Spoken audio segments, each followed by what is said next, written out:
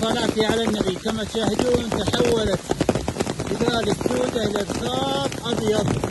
تقريبا الآن تمام الساعة 4 عصرا، وزالت الأمطار والبرديات متواصلة. لله الحمد والمنة. اليوم 16 رمضان 1400